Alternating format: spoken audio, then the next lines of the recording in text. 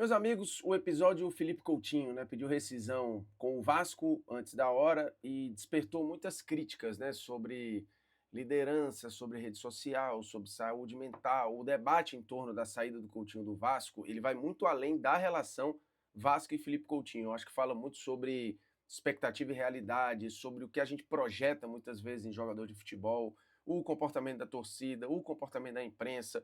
Tem muito assunto numa coisa só. Depois da vinheta eu tento esmiuçar. E vale antecipar, o Coutinho, neste momento da gravação desse vídeo, ainda está decidindo o que vai fazer do seu futuro.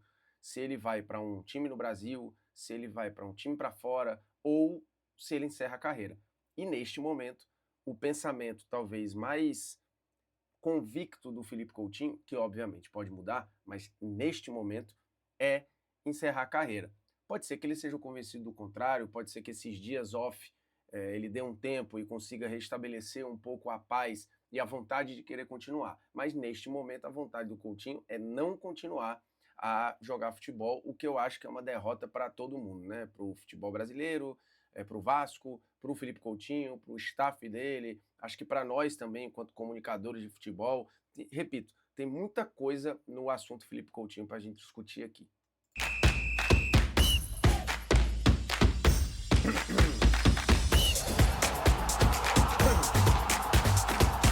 Fala moçada, beleza? O Bruno Formiga, nada mais, convidando você a se inscrever no canal, tocar na notificação, deixar seu like, seu dislike, comentar o conteúdo e compartilhar o conteúdo nos seus grupinhos de WhatsApp.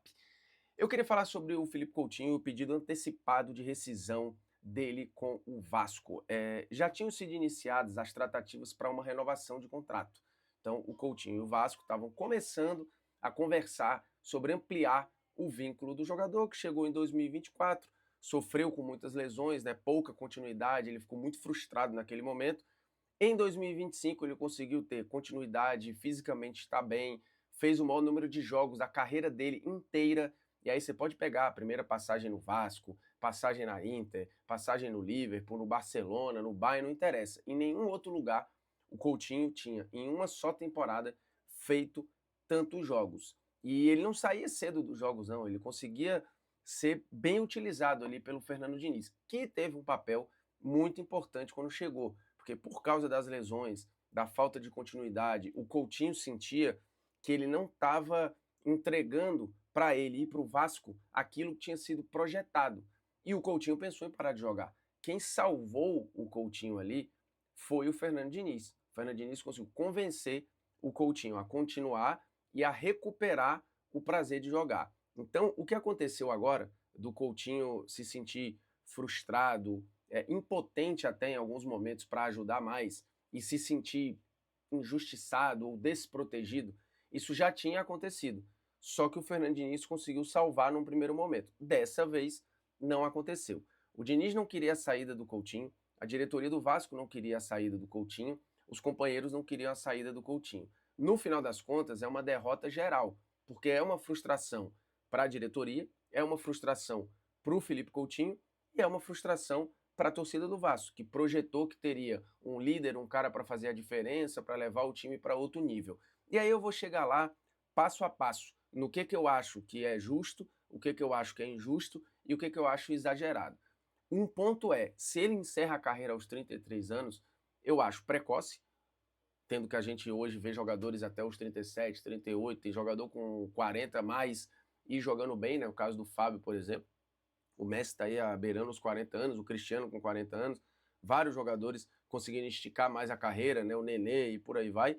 E rendendo. O Coutinho, acho que tecnicamente, fisicamente, ainda tem lenha para queimar. Não sei em qual nível, mas tem. E repito, é um cara que vem de quase 60 jogos na temporada passada. Então este cara ainda tem o que entregar.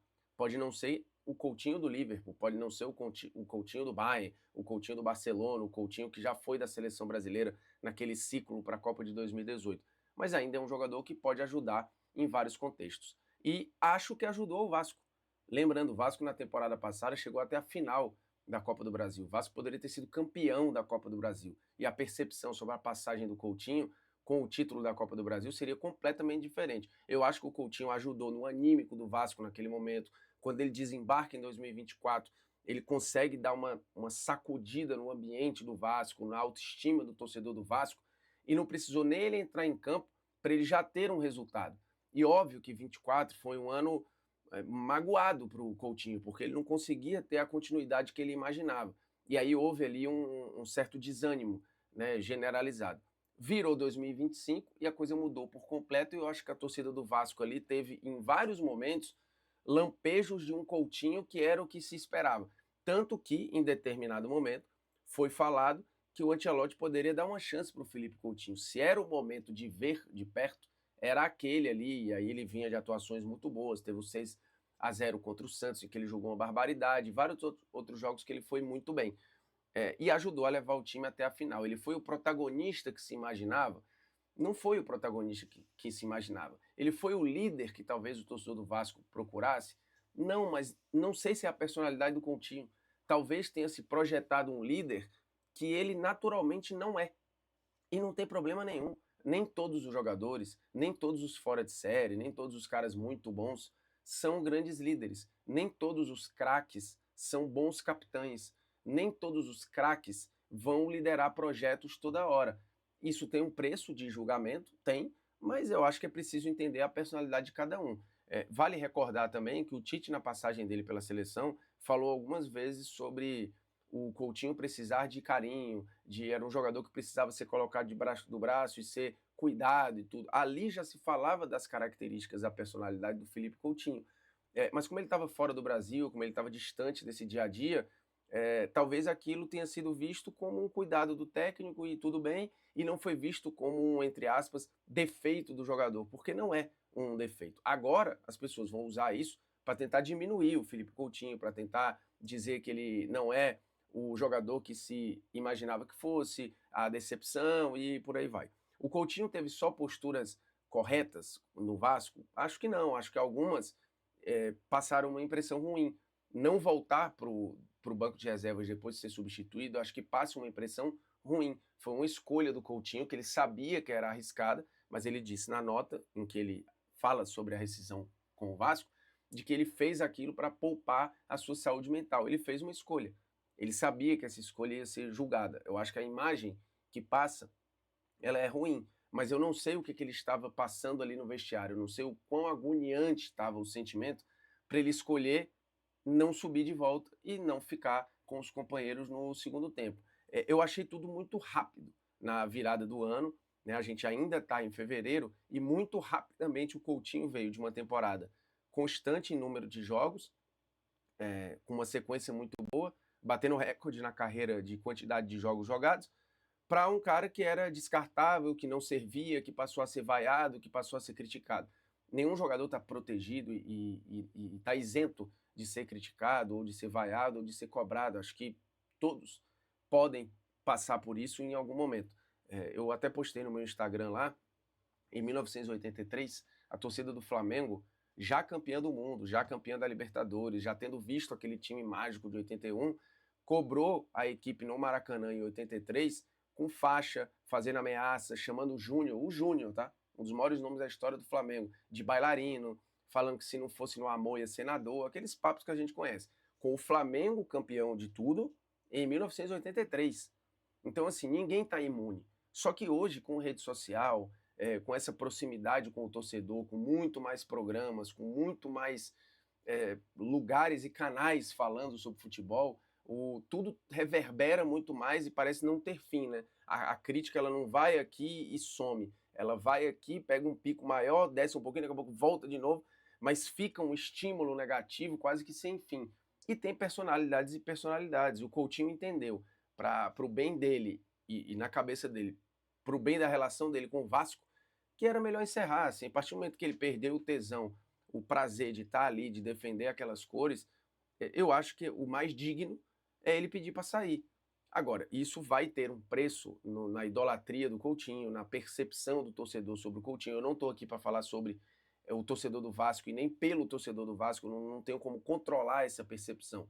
O Coutinho fez uma escolha para a saúde dele e que vai ter uma consequência. Se essa consequência é justa ou é injusta, aí não é a gente que controla e isso vai acontecer. Mas no futebol brasileiro a gente já teve outros episódios de jogadores que tiveram atitudes muito mais desrespeitosas que a do Coutinho e esses caras passaram batido na percepção do torcedor, caras que ainda são vistos romanticamente como caras com personalidade, que trocaram o futebol pela sua vida pessoal e tal, assim, por exemplo. É porque o Adriano foi campeão pelo Flamengo brasileiro, mas o Adriano cansou de desrespeitar os clubes onde ele estava, faltando treino, faltando sessão de fisioterapia, chegando atrasado, não indo para jogo, e as torcidas levaram, e o personagem Adriano é bem visto no geral.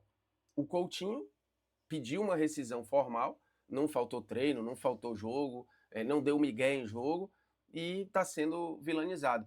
Mas, de novo, eu não controlo a percepção do torcedor do Vasco e eu entendo parte da decepção desse torcedor. Eu consigo me colocar no lugar e tentar entender, mas eu também consigo me colocar no lugar do Coutinho e pensar, putz, se eu no lugar desse cara, o que eu faria? Eu vi muita gente comparando o Coutinho ao Diego no Flamengo, falando, pô, o cara não aguenta pressão, o Diego passou por coisa muito pior no Flamengo, foi tirado para nada e tal, e ele aguardou o lugar dele, ficou no lugar dele e tal, e depois acabou saindo pela porta da frente como um grande capitão e encerrou a carreira sendo muito respeitado pela torcida do Flamengo.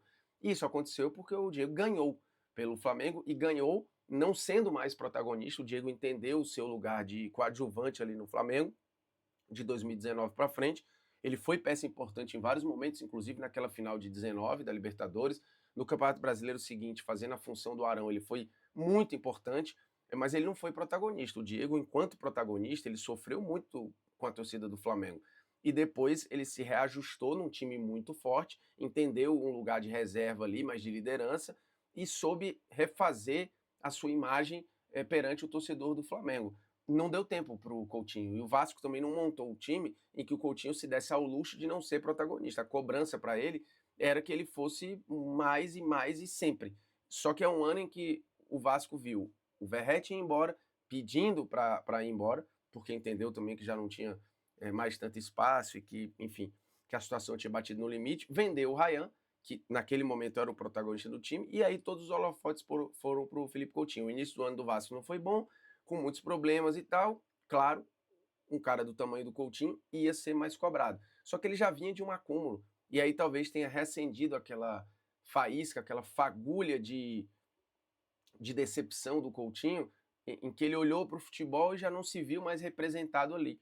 E aí eu não estou dizendo que a culpa é do Vasco, da torcida do Vasco, não, é a relação dele com ele mesmo, que ele precisa entender aí se ele quer seguir nisso ou se não quer e tal, mas que, bicho, apontar o dedo de fora é muito, muito fácil, assim, porque a gente não sabe o que passa lá, mas também o cara ganha milhões. Pô, eu que sou CLT é que me lasco e tal. Bicho, cada um com seu sofrimento, cada um com seus BOs proporcionais aqui. Eu também não vou ficar cagando regra com a vida do cara, porque eu não sei o que ele passou. Eu só sei que ricos, milionários e jogadores também passam por depressão, por ansiedade, por pressão, por problemas. E tem gente que lida de um jeito, tem gente que lida de outro jeito. O Coutinho fez uma escolha e ele vai precisar arcar com ela, assim. É óbvio que isso arranhou a imagem do Coutinho enquanto ídolo do vascaíno.